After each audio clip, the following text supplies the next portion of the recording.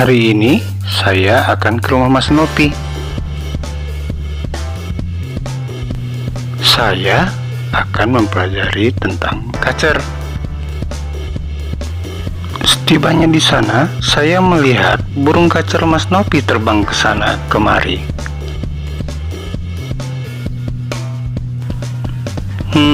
Sepertinya burung liar.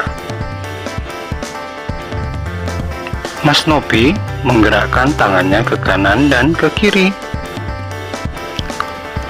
Burung ini pun terbang ke sana dan ke sini. Ternyata gerakan ini merupakan olahraga buat si kacer. Gerakan ini dilakukannya setiap pagi 100 kali. Olahraga buat burung ini selalu dilakukan setelah burung selesai mandi. Teknik ini merupakan cara Mas Nopi memperpanjang napas kacer. Selain olahraga, Mas Nopi juga kerap menjaga kebersihan kandang.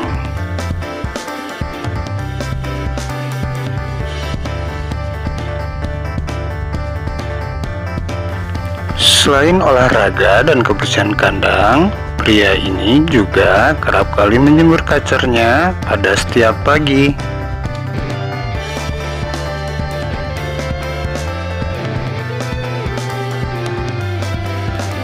Pemberian makan diatur pula oleh Mas Nopi agar si burung dapat hidup lebih sehat.